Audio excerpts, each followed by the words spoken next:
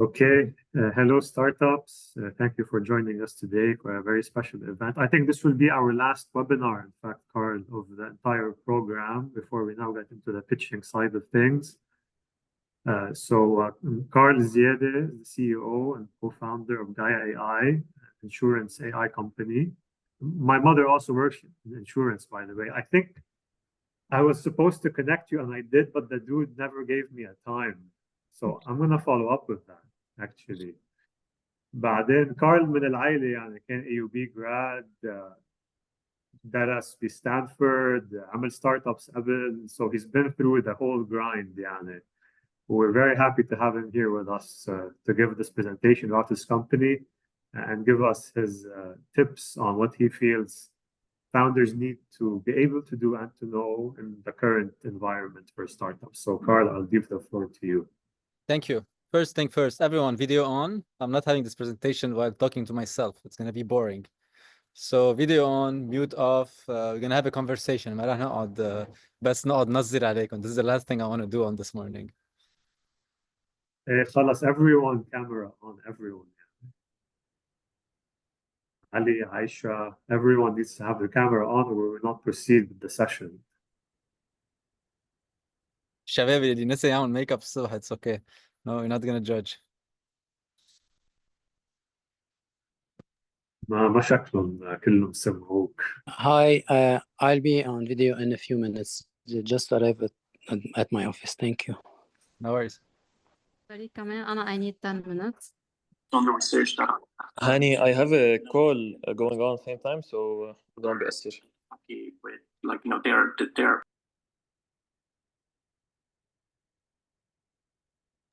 So Carl, Ma? Yeah, let's start. So I'm going to be spending 20 minutes talking a bit through my stuff and then open it up for questions. All right. So I started GAYA 3 years ago, and it was right after I finished my MBA degree from Stanford, where I met also my co-founder. In the beginning, when I joined Stanford, it was all about building stuff. And so I ventured by starting to look for problems, started to discover how to build them all solo, and then build a team. And then that didn't work out for the first 15 months. And that's where my wife told me all of the case studies you learn about founders in these great universities is that they met someone and then it's a romance story of how they built together. So why don't you instead focus on finding a founder? So I did that in the last quarter at the business school. And I founded Jean-Pierre. He's actually been in Lebanon twice, one for my wedding, once for the baptism of my baby boy. And I think he actually met you met some of you at iPark. Anyways, GAYA has had a story of pivot twice, and now a story of focus on insurance and solving a real problem, hitting product market fit, and hopefully very soon hitting the growth stage. So that's where we stand today. But before we delve too much into GAYA and why I'm building GAYA, etc., just a few notes about myself personally. So I grew up in Beirut. I grew up in Kisrawen in Lebanon. I went to school in a French school, Saint-Cœur. And I feel like the itch to start something has always been with me since I was a kid. I was in a school, it's an NGO, Betfrem built it in Junior. And my mom used to work there, so I was there as well when I was a kid. And the first entrepreneurial thing I did was opening a kiosk because there was not a kiosk for Niish and whatever for kids. So we opened the kiosk on one of the days with a bunch of friends, and then we started retailing and selling. That was my first entrepreneurial endeavor, and I still recall the balance of that day. It was 110,000 lira that we managed to sell on that day to a bunch of kids with barely any money. And so that was my first, me being a salesman per se. And then from there, we had the different instances while I was at school. I had to change schools because the first one stops at EB5. And so I changed to another school in Ghazir called Saint-Cœur Kfar Habib. And over there was a couple of entrepreneurial initiatives. One is called Entrepreneurship de Demain by Beritech. I remember the idea was we would build a sea taxi. We wanted to rally some fleets of boats and transport people from Tripoli to Beirut every day, blah, blah, blah. So again, interesting stuff. But I guess where it all comes down to is my father, who's always having an itch to start something, not necessarily succeeding in them, but really starting something at all points. He's always creative with different ideas. So I think genetically, I take that from him. And otherwise, the interest on building something is a bit of ego coupled with a chip on my shoulder to build something out of nothing. So all these stuff together. Eventually, when Gaia succeeds, maybe TechCrunch will reflect a different story of me being obsessed with insurance when I was a kid, and eventually building something for insurance. But that's the reality. I'm not sure why I build. I just know that it's fun, and I do it for the fun of it, and also for the fulfillment I get when actually I release a product in people's hands. Anyways, when I went to AUB for computer engineering, I started a tech company called Gasometer with a fellow at AUB as well, who ended up going to Y Combinator later with another idea, and now he's doing great down in Indiana. But what we did was a product that would measure the content of propane gas cylinders, جريت الغاز بالبيوت, that you run out of gas very frequently, you don't know what's in there. So we developed a metering device that can measure how much is left and then reach out to nat gas or whatever to come and fulfill you with gas.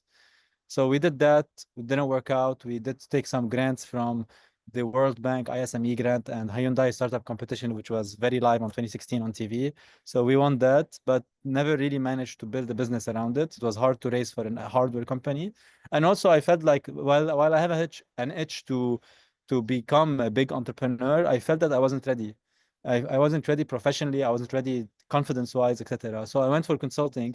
I was at Wood & Company for 2.5 years, advised private equity funds, work on tech deals, etc.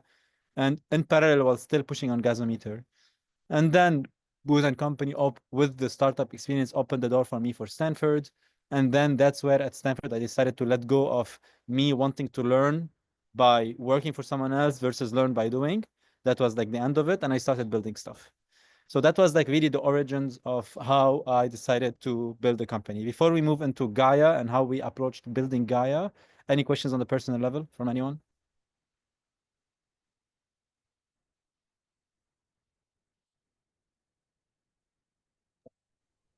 Please go ahead. You don't need to raise your hand if you have a question.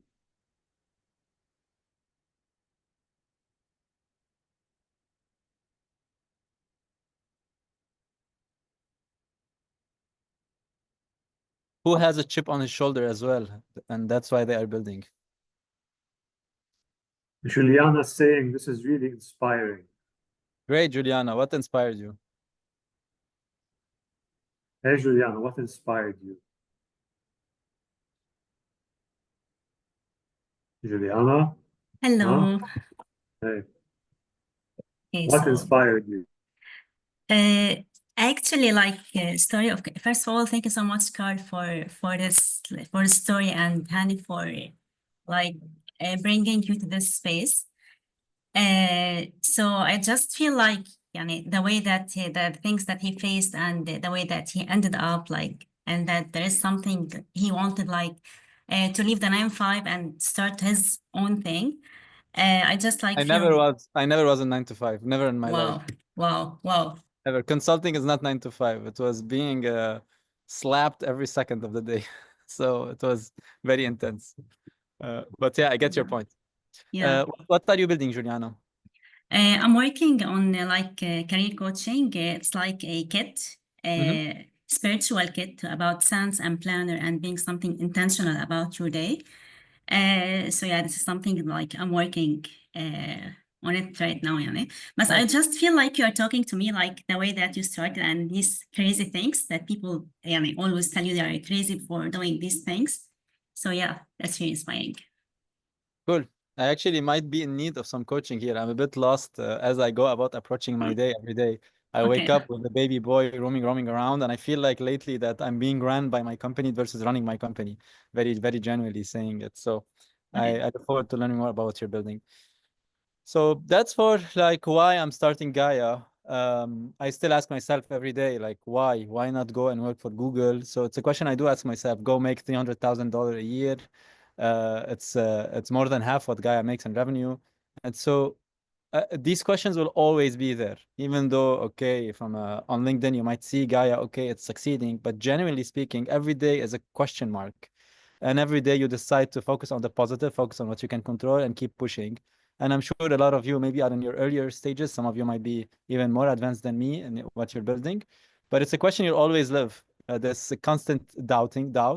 And what you need is a strong support system at the home, at work, My partner Jean-Pierre is a great support system. I'm a support system when he's down. So being down and be reflecting on why the heck am I doing it is always going to be there. It never leaves you, even when you're feeling like you're post Series B stage. There is always a question mark.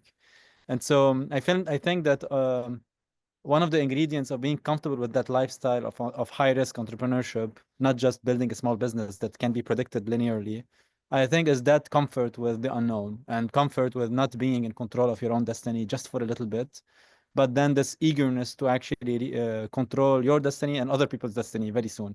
And so these are all come in shape in one's brain as you're building a company. Anyways, that's like origin of me personally, a bit of my school record. It's a lot of constant changes, a lot of changes except for one constant in life, which has been my high school girlfriend, which evolved into my wife, that she's always been across all my ups and downs. So that would be a nice recommendation that I would push you guys towards, which is if you know someone is like, okay, that she's the real shit or he's the real shit, just double down and stop fooling around. Like go straight up and close it, because you need some constant to help you grow. And if that person does not gonna help you grow, it means you have a mismatch. So end it quick. And so that's what I've done. I've decided on her very, very early. And that's been great because I didn't have to swipe left or right. I didn't have to go and play the the dancing game to try to date around, etc. So that helped me personally. If someone is experiencing a decision like this, happy to chat some more. But of course, it's not generalizable. But just a quick hint into my personal life some more. Anyways, that's GAYA Carl's origin. It's as a guy that's trying to build stuff. GAYA. We were at Stanford Business School. It was COVID times. We were hunting for something to build. We have no clue what to build. We don't come from industries where it's not like I came from the solar industry and I know these problems we face and all these big companies will pay money for someone to solve that solution. Nor was I in insurance, nor Jean-Pierre was in fintech, and we clearly have this compliance issue that we can build a product and sell to all these Silicon Valley fintech company. We don't come from that background. And usually people who come from these backgrounds are better because they've lived it. But coming from a consulting background is very general. It's general world. You build decks, and some people like to mock the fact that consultants big deck. I don't. They call it coloriage. I don't think so. But the fact of the matter is that it's very general. It's very high level. It's very detached from the ground operations. And every tech company is solving for an operational problem. At the end, SaaS is a productivity tool that buys you time or buys you the interest on not doing something mundane. And so we don't come from an industry, and so we had to develop an intuition for a problem. So we decided to, instead of sitting on a whiteboard and brainstorming ideas that are very detached from the world, is to just go and do stuff. So one of the problems that we found is that there are so many cars in the parking lot at Stanford. It was COVID time, and we needed to Uber to SF and pay $130 for a round trip Uber from Palo Alto all the way to San Francisco. So we figured it's just weird that we can't feel comfortable asking for a friend for their car and paying for it, not only for the gas tank, but computing how much his tires depreciated, how much his car depreciated because of this trip, and giving him a nice, whatever it is, and maybe giving him some extra for the nice gesture. But it's just not normal. Today, Ali, would you go to Juliana تقول لها هيك فيك تعطيني سيارتك بس مشوار سريع وبرجع? You feel weird about it, right? And so we decided to revisit that. And usually these weird behaviors are the ones that, at the end, if you build a new product around it, you can make a big category out of it. هيك Airbnb بلشوا. Anyways, كان في Airbnb for cars. تورو هلا CEO تبعها لبناني من بيت حداد. وفي كمان get around، في كتير، في حتى بكل انحاء العالم في كتير Airbnb for cars type companies. But what our twist was that whole Airbnb for cars type companies were not operated peer-to-peer. It was actually a bunch of guys that go and lease 20 cars وبيحطون. So بيفتحوا like a digital car rental agency. So it was very professionalized. It was not peer-to-peer. It was not, oh, أنا عندي سيارة خليني أحطها ساعد العالم وأعمل قرشين on the side. It wasn't at all. And so we decided to do it like this, to do it community-centric. So only Stanford kids. And then we go lunch in Utah. Jews in Utah would go and share cars. Blacks in Texas would share cars. Chinese in New Mexico would share cars with one another. Hey, very community, very حيلا شيء rugby team sharing cars with one another, whatever it is. And so we built it, but all the hypotheses we had around community driving interest in peer-to-peer and communal living were wrong. Even Stanford's kids were like pigs with one another. يعني واحد بيجي بياكل برجر بالسيارة عارف انه رفيقه معه بالجامعة بهيدا الصف رح يشوفه بكره doesn't feel like ما بيستحي انه بدي ردها للسيارة مجوية. While the hypothesis was that knowing someone would make you be shy from being an ass. That's really like the crux of it. And so we decided to pivot out of it, but building it for 6 months, we had to live through so many stuff. مثلا ما كان عندنا people that were supplying cars. We had to go and rent illegally cars and put them on the marketplace to solve for the chicken and egg problem. And these decisions, making decisions, living through these moments, you discover stuff about yourself. You discover stuff about your partner. Knowing that there is a bug on midnight when it comes to issuing an insurance policy for the borrower. And how do we approach it? هيدي اللذة كنا we were after. We wanted to نضرب في بعض أنا والco-founder تبعي والteam. نشوف إذا فينا هل يا ترى فينا نبني سوا أو لا. Can we build the foundation to building a great company together or not? So that's what we bought out of the 6-month experience. So for all those يمكن على الكول اللي ما معهم خبر شو عم بيعملوا أهم شيء تعملوا شيء بس كونوا attentive كون عندكم empathy وعم تتسمعوا كتير منيح كبروا دينيكم واسعوا دينيكم وشوفوا العالم الرياكشنز تبعهم لشو عم تعملوا no matter what you do. So that would be like a nice advice on that front. But anyways, as part of getting our hands dirty بهال car sharing thing تعرفنا على car insurance companies, car rental companies, car dealerships, banks يلي بيعطوا loan للسيارات. So تعرفنا على كل value chain players. ومننا we developed a new vision. اكتشفنا انه نحن we're solving for the car ownership journey, which is don't buy a car, جارك عنده سيارة خد سيارته. That was what we were solving for, which is under car ownership. And then we looked at another angle for car ownership, which is if you want to buy a car, from where do you get your car loan in the US? واكتشفنا انه بامريكا العالم بياخذوا الدين تبع السيارة, the car loan, they take it from the dealerships.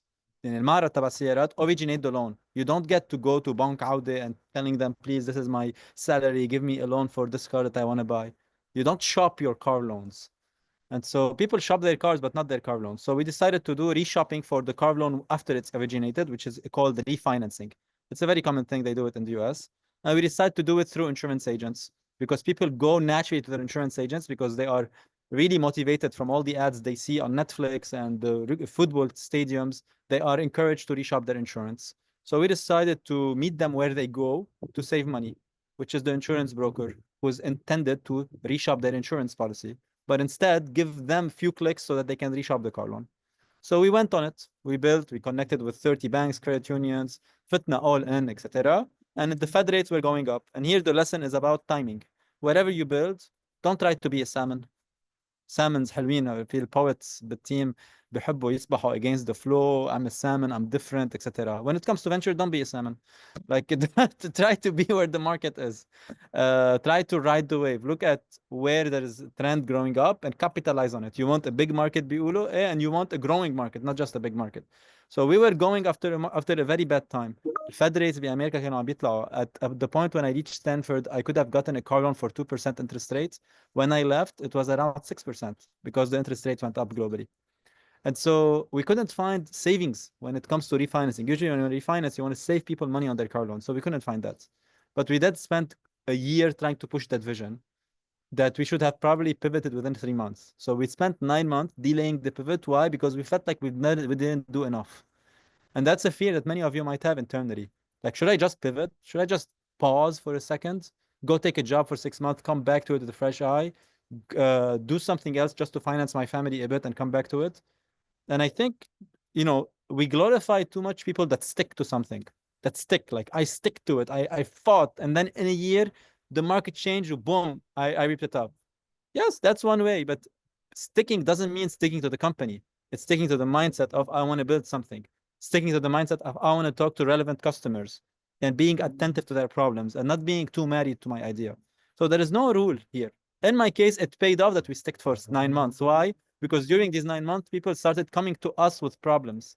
But our sticking was not sticking to the car loan world. Fuck that. Like, we didn't care about the car loan world. What we wanted is to find a problem. And we found the problem 9 months later. The problem was about insurance brokers having to spend a lot of time filling these carrier portals. Carriers in insurance are those who take the risk. يعني, that's the equivalent in Lebanon. So bankers, Allianz, LIA, These are insurance carriers. They carry the risk of Ziade, Kuwaitik, or whatever. And so the broker is the middleman that's trying to place your business with one of these carriers. In Lebanon, it's more captive. The broker represents one company. They are like an agent. But broker who samsar, like bisamsir across different carriers. And so these brokers, their workflow today, they spend more than half of their time for every customer, every prospect that they meet, they need to place their details into 5 different companies, and that takes a lot of time.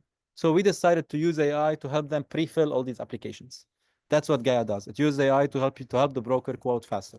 And there is 50,000 of these brokerage companies in the US. It's a decent market, not necessarily hundreds of billions of dollar market, but it's a nice niche for which we decided to double down and serve. So this is like a quick, guys, 10 minutes on GAYA's pivots. Anyone interested, definitely there is blogs that details it entirely. But I like to share with you how we approach building a company so far, Jean-Pierre and I, when it comes to how we pivoted across the journey. Any questions on the pivot part of this conversation?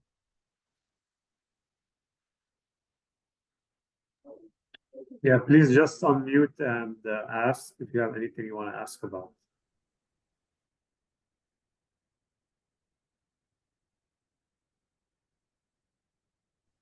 Sorry, yeah, just quick question.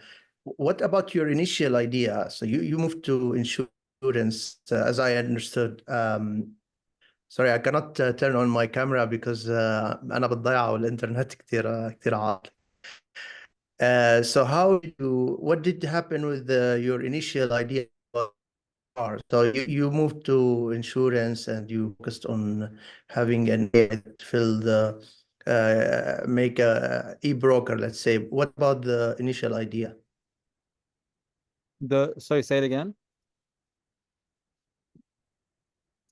What about your initial idea about the car borrowing? You borrow your car because this is how it started, right? What happened to that? Yeah, we also killed it. We killed it. We pivoted the company. Why did we kill it? We killed it because we discovered that in the US in particular, the car rental market is perfectly imperfect. What it means by that is that car rental companies are very aggregated. You have big companies like Enterprise, Hertz. Hertz, you have it in Lebanon. I'm not sure if Enterprise you have it in Lebanon. Avis. So these are very, very big companies. And how the way they make money is not really from renting the car. They make money actually from buying cars at discount from the OEM. So they buy the cars, big offtake deals. And Hertz has probably placed an order with Hyundai for 2030 to take whatever whatever car that they will be originating on that year at 30% discount. So all offtakes OEMs بيتحمسوا they like them. So they like the rental companies placing such a big deal. Now, when Hertz take this car at 30% discount, they end up after running it for 10,000 miles reselling it. And in Lebanon, people don't buy a rental car. لأنه the rental car is the fastest car, and it's usually people who drive it, don't take care of it. But in America, the biggest volume of used car come from rental cars providers. People just drive a rental car, no problem. And so we discovered that the rental price itself is too cheap. You go to rent a car, $40 a day. Who would give their car in exchange of $40 a day per day? Very few, very, very few, tiny. So for people to be excited about renting their own cars, it has to be in the hundreds. And 100 is actually way more than the rental car company. So there was a price imbalance in the industry led by this dynamic of buying at discount and then reselling. Then if you're Hertz, you just buy at 30% discount, let it drive for a few years, and then you resell it at 15% discount. So you still make 15% of the car value just for having it, holding it for a year. And so in general, it was not good money. And actually now you look at Getaround, they raised billions. Struggling big time. Actually, they just shut down their business. Turo, I'm not sure they wanted to go public. I'm not sure if they went, but also economically, it's not a sexy company to have.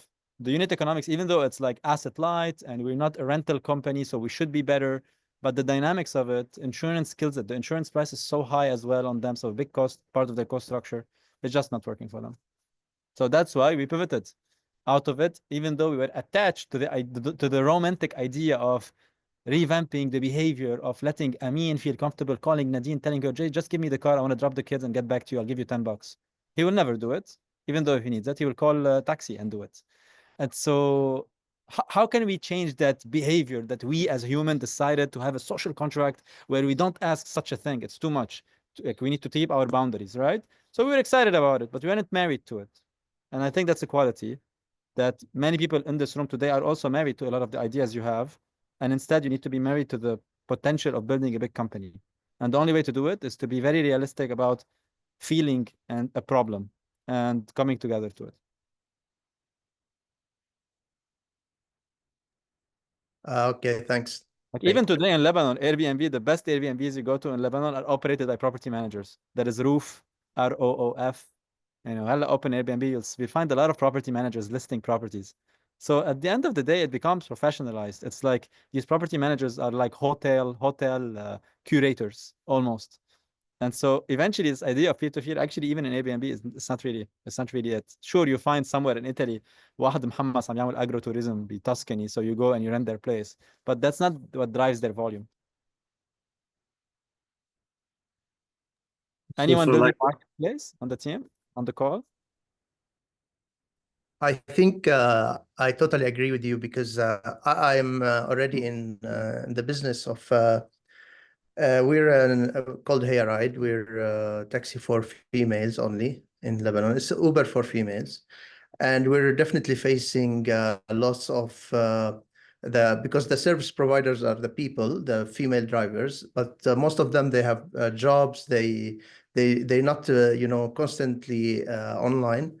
So definitely we're focusing now on getting like a partners who can provide us with drivers or support us to cover the 24 hours or at least 12 hours of the day.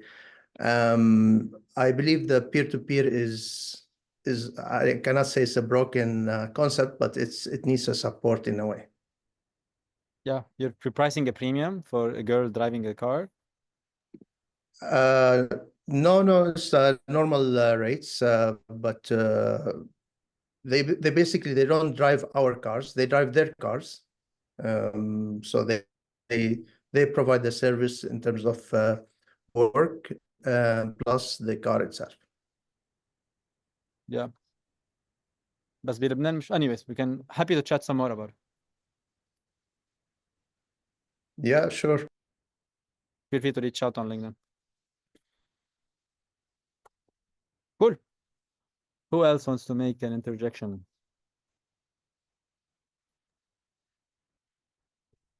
Great. Now we come to the section. Oh, go ahead. I was going to say, please interject. Great. So, Exciting. growth. Now the chapter about growth.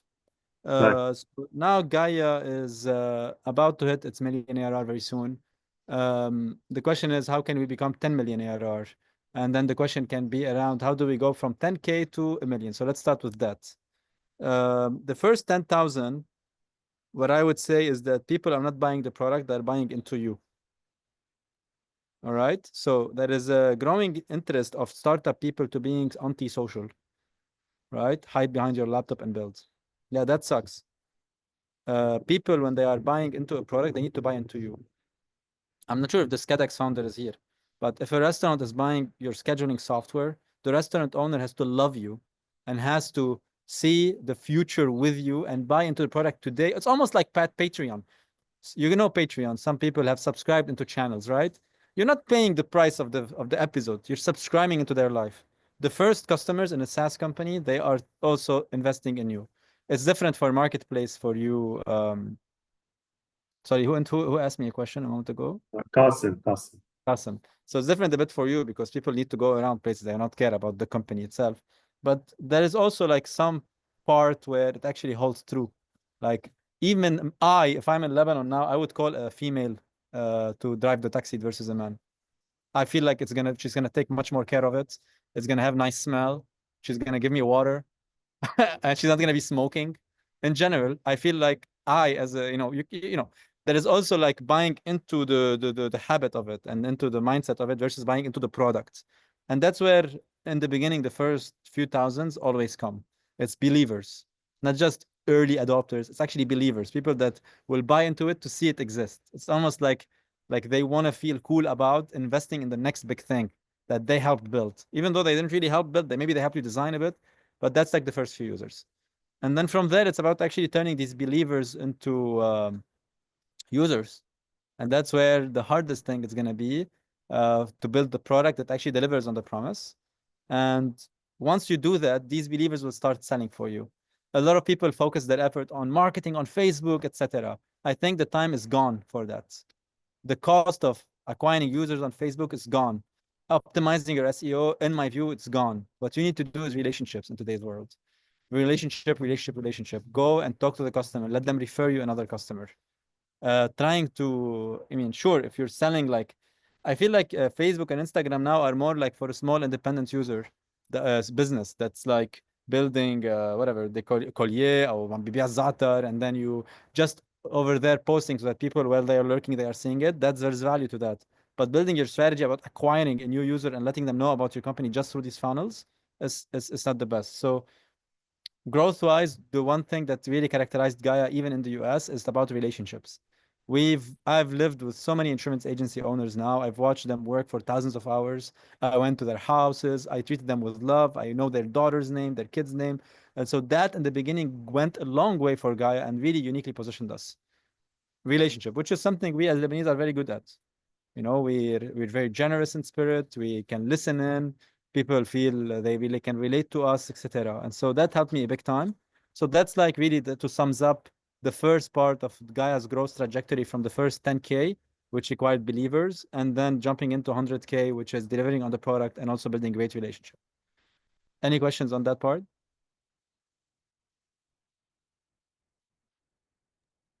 So do you think it's a bit like a popularity contest? What is? Like this referring, relationship building, etc. They have to love you, so you need to be likable as a person.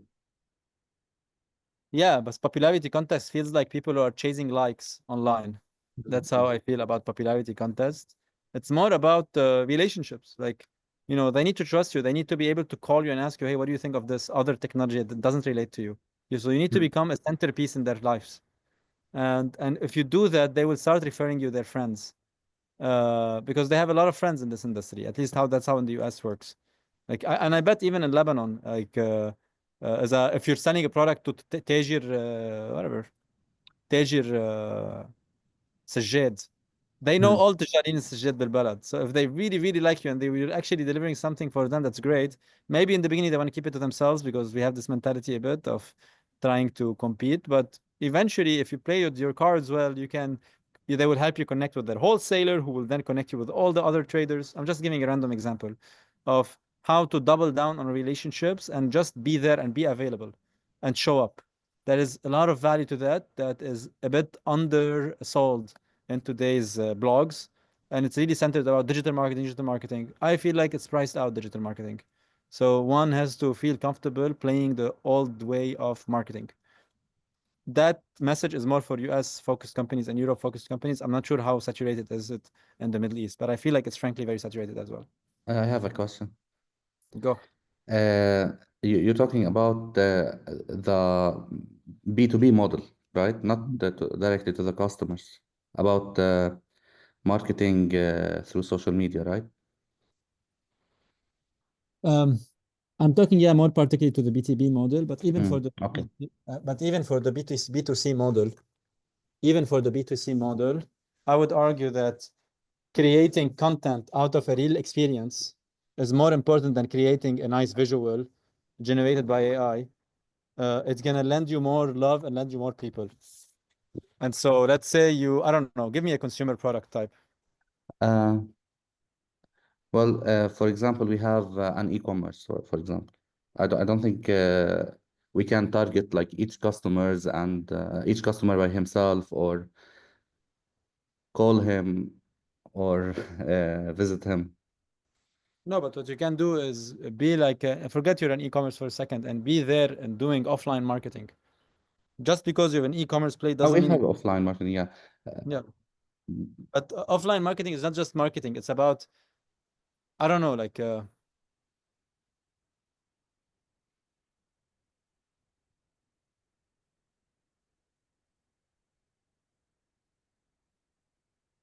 being part of the journey of the user, like even after selling. E-commerce, you're selling the product. Do you touch base with them after they sold? Do you figure out that they liked it? Who do you think they should actually you should actually not contact, who do you think they would want to refer? So playing all these referral loops, which is still purely digital, but that creates a connection, letting people know they are special for using it. So being in touch with the user, even post, and that message now is more catered to you on the e-commerce side. But there's also a lot of stuff that are not well done in terms of building that rapport and being part of a user's life, even though you're just a tech company. Okay. Yeah, for sure. Anyways, it is going more towards the word to word and the experience by itself. It's better than just like you're saying, using AI to post a video or a post and expect to have returns on the social media investments. I think the social media investments are going. The returns are going down really fast. Yes, in this part. Yes. Yeah. Carl, I think that I did this mistake for a long time. Like I tried to like post for a long time and just like try to get free calls and to help people online and not like, for example, my friends or my circle.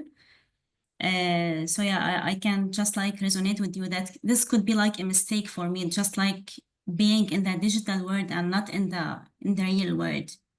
Maybe. Yeah. Yeah. Great. So that's a bit on the growth. Now, when it comes to growing more beyond the first few batch, that's where one has to cut down slightly on relationships and more focus on the brand and make sure that your brand relates to success, relates to actually saving time or actually creating this delight moment if you're an e-commerce company, whatever it is. And so, and that's where it's really becomes a function of great execution and also raising money. Raising money so that you can afford the sales force, and also execution because you want a great sales force that doesn't turn over much, that actually speaks the right brand name, etc. And so that's something that we are about to start launching. So happy to have another call in a year and then show you how we've approached it and how we've learned and grown through it. That's like, I guess, the sum up, I guess. Carl, my origin, building the company and pivoting, light growth and relationship focused. That would be summing up a bit the talk today. So now we're 40 minutes in, as I promised. Now I would open to some questions.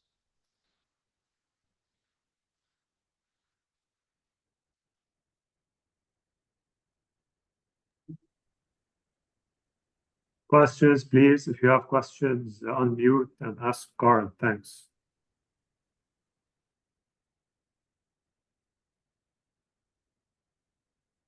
Carl, regarding the your marketing strategy and focusing on referrals, yeah, definitely it's a great concept for, and I think Ahmed, he has a point on if it's a B2B or B2C, because normally when you focus on a B2C product, you need to have widen your reach and maximize awareness within a big chunk of people to reach the highest number of unique users.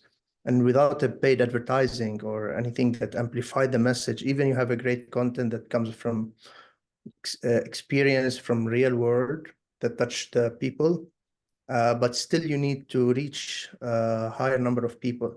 And with the digital channels, the organic reach and all this. So Sorry, how you Carl, work? what's the question? Yeah, what's the question? How do you think you can take a decision for your company to just focus on referral without ignoring the paid advertising part? Paid advertising part will come whenever we need to go from 1 million to 10 million. But the first bit, you don't need paid advertising. Like even for your product, you're saying you're the guy that's building Uber for women, for ladies, right? Yes. Yeah, in your case, I would, by the way, that's maybe something else. Thank you for the question. If I'm building a product, I would even start by building the app first. I would have like a WhatsApp channel, like a WhatsApp number that's branded for girls, only for girls, and be on all the hair salon and everywhere in the everywhere in the country. Just letting people know that this is a new taxi company, etc. And then figure out how to build apps. And that's maybe part that we didn't discuss today around prototyping and building. Like never code if you can do something without code. Never. There's no point. It's a lot of time. Sure, now there's vibe coding and all these AI tools that help you code. Sure. So maybe you can put something in the market faster. But in general, the rule of thumb is always try to serve a customer before you build. So in the beginning, we were building intake forms for people to use that are on third-party platforms. We would pay $2 a month for them to access the third-party platform and let them see how they can be using it. So a lot of time, like in the beginning, we didn't have a portal for people to log in and for people to check their passwords. No point. I still today don't have a place where people can go and check their billings. If they have a problem, question about billing, they email me and I respond back very quick.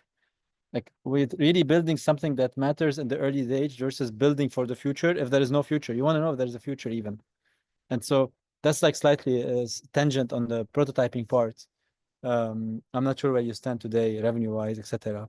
But marketing-wise, in the beginning, if you want to know, like, what's the hypothesis first month for a company like you, is if you say to 100 girls that you have this taxi company, and the next time they need to order an Uber or a taxi, will they call you or call Uber? That's the big question.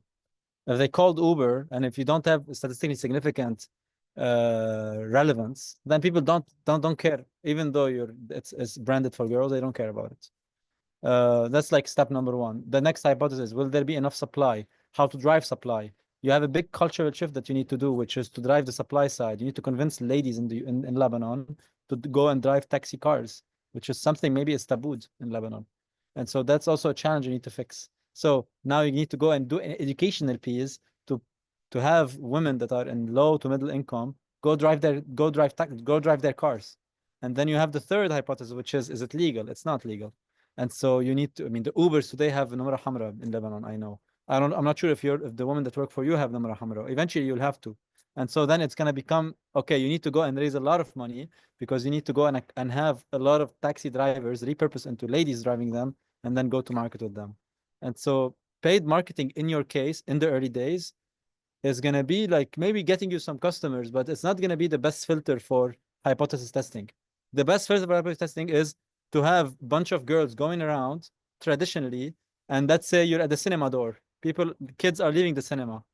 Being there, like with a stand saying, we're a girls-only taxi company. All these like teenage girls, when they go out, they might have ordered their Uber online, but actually when they see it, they will take the number. So traditional marketing goes a longer way, in my view, than actually B2B. It's going to give you like the better result. And especially if you're bootstrapping and you didn't raise money, you don't have money to pay for paid advertising. Having someone in there, like, I don't know. I'm a big fan of relationship and going about it the old method. It's a bit contrarian, but it pays off because it helps you watch. Like, if you have someone on your team, Qasim, that's actually watching these little teenage girls getting out of the cinema and how they approach ordering an Uber, you're going to get an insight that being on an online funnel will never get you. It might be that, I don't know, peer pressured into Uber, another kid on the, they want to be cool. I don't know. I don't know how they think, but you're going to be able to listen to insights more by doubling down on getting the customers the hard way. It's going to get you better customers. You can go online marketing. I mean, if I were to go now and have GAYA paid advertising and people subscribing to GAYA and signing up, I'm going to have big churn in the beginning. Why? Because I don't have the best product yet. And so being cautious in the early day, growing slower so you can grow faster in the future will pay off. That's my Bible in terms of how I build companies. I mean, you have a question. The impact. Hello, Carl. Hi, everyone. I wanted to ask you, do you want me to pose the 3 questions or one by one? One by one. Okay. So how did you make sure that there is no similar service in the United States, or at least to a certain limit similar to your business? So how do I make sure? When we started building, it was because people were telling us there is a problem that they can't find a workaround for other than manually filling. And then as we started building, competition started coming up as well. And then the focus is on delivering the best product. I'm going to try to answer you from my own experience and also my views on this stuff. Like if you were to tell me I'm going to build a CRM like Salesforce, I would say no go. Too many CRMs out there. What's the why now? You need to have a why now. Like my why now is insurance struggling with retention of staff, insurance struggling with backlogs. AI coming to help me build this stuff. Otherwise, if GPT-4 and Gemini is not there, I can't build what I'm building. And so there you need to have a why now. You need to have a market growing. You need to have a lower competition. And so, but if there is a competition, it's okay. Like there is a competitor that we work with. We actually integrate with that launched something similar to Gaia. But it helps you just, it's like a version of Gaia that's like very, very, very light. Let me make And it more simple, maybe. Sorry to interrupt you. I don't want to take so much time. Was it like only on online search like on AI and Google, or there is a formal route you have to follow to make sure that the business does not exist in the same way? And did you register it as an LLC or you had C to Corp. patent? I registered as a C Corp. I don't have patent. It's a software company, so I don't believe in patents in software. But yeah, to the point of, yeah, you can search online, but also you talk to your customers. You tell them, have you tried these competing solutions? Like do marketing for the competitor. Do marketing for your competitor. It's weird, but it's cool because you learn what they think about it. And you learn how good they are, the competitor, without being too married to your idea. Okay, but in a large environment and large base of clientele, I mean, you cannot skip digital marketing. You can talk No one is saying to people you no one can is saying reach. skip it. Hmm? No one is saying skip it. Yes, I mean, it will always be a prime mean to market your business, I guess. So just to make sure my point is clear, there is one way which is you're not there, you're not attending any event physically, In people person. are not seeing you. There is this world where there is a digital marketer creating content online and no one else sees the company and the founder and what they are doing and the testimonials, etc. Creating physical content that then you repurpose it into some posts, that's like just, part of the journey now. But doing paid advertising to land your first customer is fatally wrong. Paid advertising to land your first 100 customer, fatally wrong. You can't land the customer without hiding behind a click wall. That's fatally wrong. Growing the business, for sure you need. But in my case, whenever you're in building in a niche industry where people talk too much, there is value in doubling down more on the product, make sure they refer customers to you, than going around telling the world. It's like the difference between showing and telling. You can tell the world you have a great product. People will refer to you, folks, because they can show them that you have a real product, a great product. So that would be like the difference. We're not here recommending you skip digital marketing. We're recommending you get out of your comfort zone because it's getting too comfortable for people to just do digital marketing and not do the painful work of showing up to the user, showing up to the customer, being part of their life and owning up to it. That's really like the advice here. I agree. It's a mix. Thank you, Andy. Thank you, Carl.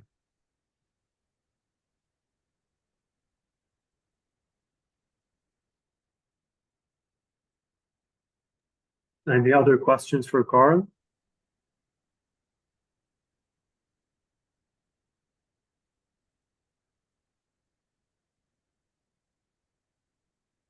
Great.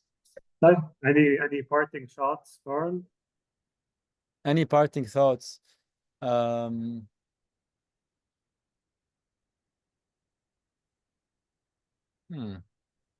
Yeah, any parting thoughts? I would love to be building from Lebanon right now.